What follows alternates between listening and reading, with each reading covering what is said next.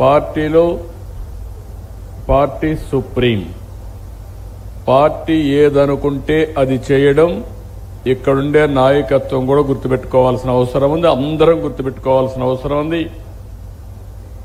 దగ్గర మనం చూస్తే 82 మార్చి నుంచి రేపు మార్చికి ఈ మార్చికి దగ్గర మనం చూస్తే 43 సంవత్సరాలు అవుతుంది. 44వ సంవత్సరంలోకి ఎంటర్ అవుతున్నాం. 43 సంవత్సరాలు జెండా మోసిన కార్యకర్తలు భుజాలు అరిగిపోయేట్టుగా జెండాలు మోశారు, కష్టపడ్డారు, ఆస్తులు పోయినా తట్టుకొని నిలబడ్డారు. అలాంటి కార్యకర్తల్ని పూర్తిగా ఆదుకునే బాధ్యత పార్టీ నాయకత్వం పైన ఏ స్థాయిలో ఉన్నా కానీ. ఈరోజు తెలుగుదేశం పార్టీ ఒక ప్రత్యేకత ఉంది. చాలా రాజకీయ పార్టీలు వచ్చాయి, మళ్ళీ ఆ రాజకీయ పార్టీలు కొన్ని రోజుల్లో కనుమరుగైపోయే పరిస్థితి కూడా వచ్చింది. కానీ 43 సంవత్సరాలు అప్స్ అండ్ డౌన్స్ వచ్చిన తెలుగుదేశం పార్టీ ప్రగాఢ ముద్ర దేశంలో వేయగలిగాం. దానికి కారణం మీరు చూస్తే ఏ పార్టీకి గౌరవం దక్కదు. దేశ రాజకీయాల్లో 96, 97లో గవర్నమెంట్లో ఫామ్ అయి 95 నుంచి దగ్గర 3 గవర్నమెంట్లు మనం ఏర్పాటు చేయడానికి దోహదం చేశాం. భాగస్వాములుగా ఉన్న కీలక పాత్ర పోషించాం. ఒక ప్రాంతీయ పార్టీగా ఉండి మన నాయకుడు దేశ రాజకీయాల్ని శాసించే పరిస్థితిలో నేషనల్ ఫ్రంట్ పెట్టి ప్రభుత్వాన్ని ఏర్పాటు చేసిన పరిస్థితి. ఈరోజు మళ్ళీ మనం ఒకసారి చూస్తే మొన్న ఎన్నికల్లో చాలా ఇబ్బందులు వచ్చాయి. అవతల వాళ్ళు ఒకటే ఆలోచించారు, ఎన్ని ఎక్కువ ఇబ్బందులు పెడితే అంతవరకు భయపడి చెల్లా చెదిరైపోతారనుకున్నారు. కానీ ఎన్ని ఇబ్బందులు పెట్టినా తట్టుకొని నిలబడుకుని తెలుగుదేశం పార్టీ చరిత్రలోనే కాదు, ఆంధ్రప్రదేశ్ రాష్ట్ర చరిత్రలో కాదు, దేశ చరిత్రలో కూడా 53% ఓట్లతో 93% సీట్లు గెలిపించుకున్న ఏకైక ఎన్నిక 2024.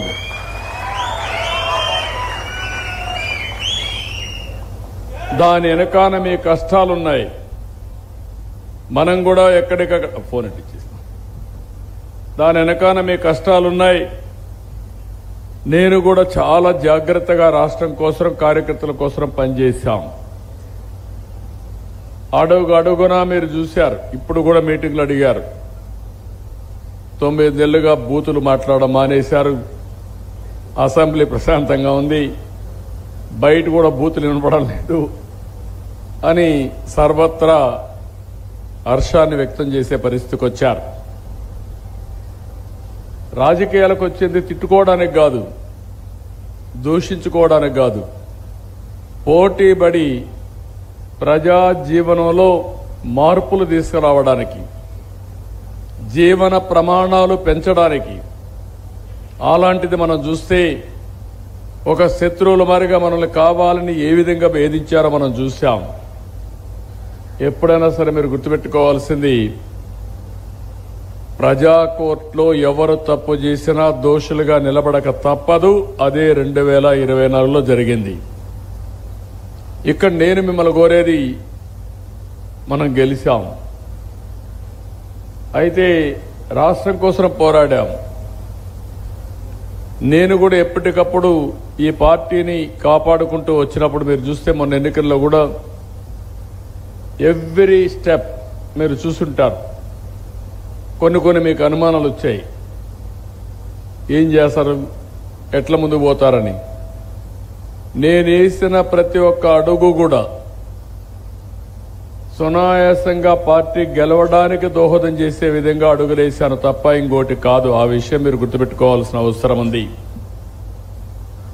జనసేనతో పొత్తు పెట్టుకున్నప్పుడు కానీ, అదే మరి జనసేన అధినేత పవన్ కళ్యాణ్ గారు వచ్చి సంఘీభావాన్ని తెలియజేసినప్పుడు కానీ, ఇద్దరం కలిసి ఇప్పుడుండే పరిస్థితుల్లో మనకుండే ఆర్థిక ఇబ్బందులు చాలా ఉన్నాయి, కేంద్రం కూడా సహకరిస్తే తప్ప మనం ఆర్థికంగా బయటపడే పరిస్థితి లేదు.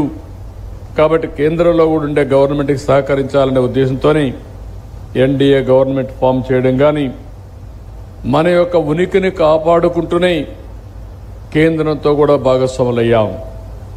దానివల్ల మీరు చూశారు 9 నెలల్లో ఆంధ్రప్రదేశ్ రాష్ట్రం వెంటిలేటర్ పైన ఉండే పరిస్థితికి వచ్చింది. వాళ్ళు ఇచ్చిన సహాయం కూడా తీసుకున్నాం. కాబట్టి నాకుండే అనుభవం అదే మరి పవన్ కళ్యాణ్ గారు అందరం కలిసి ఇప్పుడిప్పుడే వెంటిలేటర్ నుంచి బయట తీసుకొచ్చాం. కానీ పూర్తిగా రికవర్ అయింది లేదు. ఈ విషయం మీరు గుర్తుపెట్టుకోవాలి. దగ్గర 10 లక్షల కోట్ల రూపాయలు అప్పులు చేశారు. 1,20,000 కోట్ల రూపాయలు అవుట్ స్టాండింగ్ బిల్స్ పెట్టారు. ఇంకొక పక్కన వడ్డీ కట్టాలి, అదే మరి అప్పులు కట్టాలి. ఇంకొక పక్క మనం ఇచ్చిన సూపర్ 6 హామీలు నిలబెట్టుకోవాలి. ఇంకొక పక్క దీనికి వనరులు సమీకరించుకోవాలి. వనరులు సమీకరించుకోవాలంటే మనకు ఉండే లిమిటేషన్స్ ఉన్నాయి. లిమిటేషన్స్ కూడా మీరు చూస్తే ఈ సంవత్సరం మనం వస్తానే పోయిన సంవత్సరం 8.5% గ్రోత్ ఉంటే మనం 12.94%కు పెంచగలిగాం. రాబోయే సంవత్సరం 15% అనుకుంటున్నాం. అంత గ్రో అయినా కూడా మనకు అప్పు రావడం కానీ FRBM ఉంది, లేకపోతే మనం బారో చేయాలంటే కొన్ని హద్దులు ఉంటాయి. ఇవన్నీ అధిగమించి మళ్ళా మనం చెప్పిన హామీలను నిలబెట్టాలి, అభివృద్ధి చేయాలి, సంక్షేమం చేయాలి. ఇవన్నీ ఉన్నాయి. నేను ఇక్కడుండే మీ కార్యకర్తలందరికీ ఒకటే విజ్ఞప్తి చేస్తున్నా, ప్రభుత్వం చేసే కార్యక్రమాలన్నీ మీరు అవగాహన పెంచుకోవాలి. ఎన్నికలు అనేటివి వస్తానే ఉంటాయి. మొన్న ఎన్నికయింది, నిన్న 2 గ్రాడ్యుయేట్స్ ఎన్నికలు వచ్చాయి. అంత మునుపు మళ్ళీ మొన్నే టీచర్స్ ఎన్నిక కాన్స్టిట్యున్సీ వచ్చింది. ఏ ఒక్క ఎన్నిక గెలవకపోయినా మన పరపతి తగ్గిపోయిందని అవతల వాళ్ళు ప్రచారం చేసుకునే పరిస్థితికి వస్తుంది. అందుకనే మీరు ఒక్కసారి చూసినప్పుడు మొట్టమొదటిసారిగా చరిత్రలో మీరందరూ కార్యకర్తలు ఫస్ట్ నుంచి ఉన్నారు. 40 ఏళ్లుగా జెండా మోసిన 43 ఏళ్లు పార్టీ పెట్టినప్పటి నుంచి వచ్చిన వాళ్ళు చాలామంది ఉన్నారు. మీ అందరూ కూడా పార్టీకి అప్పటి నుంచి పనిచేస్తూ వచ్చారు. ఎప్పుడు కూడా మనం గ్రాడ్యుయేట్స్ కాన్స్టిట్యున్సీలో మనం పోటీ చేయలేదు ఫస్ట్ నుంచి కూడా. మొన్న అపోజిషన్లో ఉన్నప్పుడు 3 ఎన్నికల్లో మనం పోటీ చేశాం. అది రాయలసీమ వెస్ట్, ఈస్ట్, ఉత్తరాంధ్ర 3 ఎన్నికల్లో మనం గెలిచాం. దాని ప్రభావం ఎన్నికల్లో 93% స్ట్రైక్ రేట్ వచ్చింది. That is an indication. నిన్న ఎన్నికలు వచ్చాయి. గోదావరి జిల్లాలో కృష్ణా, గుంటూరు వచ్చాయి. ఇవి చూస్తే అసెంబ్లీ ఎన్నికల కంటే ఎక్కువ ఓట్లు గ్రాడ్యుయేట్స్ కాన్స్టిట్యున్సీలో మనకు మెజార్టీలు పెరిగాయి. అంటే మన మీద ప్రజలకు నమ్మకం పెరిగింది, గ్రాడ్యుయేట్స్కి నమ్మకం పెరిగింది. ఈ నమ్మకాన్ని మనం కాపాడుకునే బాధ్యత మనందరిపైన ఉంది. నేను ఎన్నికల ముందు మీకు అందరికీ ఒక మాట చెప్పాను. నేను చెప్పింది ప్రజలకు ఆమోదయోగ్యమైన వ్యక్తులకే ఎమ్మెల్యే సీట్ ఇస్తాను. మీకు అందరికి గుర్తుంటుంది. నేను రెగ్యులర్గా సర్వేలు చేశాను, ఒకటి కాదు, అనేక రకమైన. ఇప్పుడు మనందరూ, మీరు నారాయణ రెడ్డి గారిపై నాకు అభిమానం, మీరందరూ నాకు తెలిసిన వాళ్ళే. కానీ నారాయణ రెడ్డి ప్రజల్లో లేకపోతే నేనేం చేయాలి? ప్రజలు ఆమోదించలేదనుకోండి, ప్రాబ్లమ్స్ వస్తాయా లేదా? ప్రజలు ఆమోదించలేని పరిస్థితికి వస్తే మళ్ళీ సమస్యలు వస్తాయి. అందుకే సీట్ ఇచ్చేటప్పుడు ఆచి తూచి అడుగులేసా. మీరు గుర్తుపెట్టుకోండి, మీరు ఒకసారి అధ్యయనం చేసుకోండి. నాకు దగ్గరగా ఉండే వాళ్ళకు కూడా ఈసారి కాదులే, అవసరమైతే నాకు అవకాశం వస్తే మళ్ళా ఎమ్మెల్సీగా ఇస్తాం, ఇంకోటి ఇస్తాం.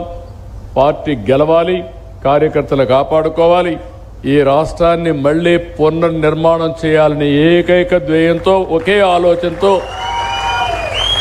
రాష్ట్రం ఫస్ట్ అనే నినాదంతోనే ముందుకు పోయాం. దానివల్లనే మీరు చూస్తే మొన్న ఎన్నికల్లో మనకు ప్రతి ఒక్క స్టెప్పు కలిసి వచ్చింది. రెండు విషయాలు ఇక్కడ మనందరం గుర్తుపెట్టుకోవాలి. కొన్ని గవర్నమెంట్స్ ఉన్నాయి. గుజరాత్ 5 సార్లు గెలిచారు. రేపు రాబోయే ఎన్నిక 6వసారి. హర్యానా ఉంది 3 సార్లు గెలిచారు. మహారాష్ట్ర 3 సార్లు గెలిచారు. ఇంకా కొన్ని రాష్ట్రాలు వెస్ట్ బెంగాల్ 2 సార్లు 3 సార్లు గెలిచే పరిస్థితి వచ్చింది. ఒరిస్సా 5 సార్లు గెలిచారు, మొన్నే ఓడిపోయారు. మనం కూడా 2024లో గెలిచుంటే రాష్ట్రం ఏ విధంగా ఉండేది, 2019లో గెలుచుంటే రాష్ట్రం ఏ విధంగా ఉండేది. ఈ 2 సార్లు మనల్ని అపోజిషన్ ఓడించలా, మన అతి విశ్వాసమే మనల్ని ఓడించింది. ఎప్పుడు కూడా ప్రజలకు మనం అండగా ఉన్నప్పుడు అనునిత్యం మనం ఆలోచించుకోవాలి. నేనే కాదు, నారాయణ రెడ్డి గారు కూడా ఆలోచించుకోవాలి, అందరం ఆలోచించాలి. ప్రజలు మనల గురించి ఏం ఆలోచిస్తున్నారు. ఈసారి ఎన్నికల్లో మీరు ఒక్కసారి చూస్తే ప్రజలంతా కూడా ఎక్కువ యాస్పిరేషన్స్ పెంచుకున్నారు. నా జీవితంలో ఎప్పుడు నేను చూడాల, 4వసారి ముఖ్యమంత్రిని. సమస్యలు చూస్తే చాలా ఉన్నాయి, ఆశలు చూస్తే ఆకాశానికి చేరిపోయినాయి. మన కార్యకర్తల ఆలోచనలు అట్నే ఉన్నాయి, ప్రజల ఆలోచన అట్నే ఉన్నాయి. ఇంకో పక్క మనకు పనిచేసిన వాళ్ళకు కూడా ఎక్కడి నుంచో అమెరికా నుంచి వచ్చారు, 6 నెలలు ఇక్కడ ఉన్నారు. ఒక 3-4 లక్షలు 5 లక్షలు ఖర్చు పెట్టి వెళ్ళారు. కొంతమంది కోట్లు ఖర్చు పెట్టుకున్నారు. దేనికి ఖర్చు పెట్టారంటే రాష్ట్రాన్ని కాపాడుకోవాలి, మేము కూడా ఇది భాగస్వాములు కావాలి, ఈ రాష్ట్రం వల్ల మేము పైకొచ్చాం, మన కళ్ళ ముందర మారిగా అయిపోయిందనే బాధతో ఖర్చు పెట్టారు. వాళ్ళలో కూడా ఆశలు ఉన్నాయి, నాకు గౌరవం ఇవ్వాలంటారు, తప్పులేదు. కానీ ఇది చేయాలంటే 9 నెలలుగా నేను రాత్రింపగళ్ళు కష్టపడితే కనీసం జీతాలు ఇవ్వగలిగాం, పింఛన్లు ఇవ్వగలుగుతున్నాం, కొన్ని ప్రోగ్రాములు చేశాం, అభివృద్ధి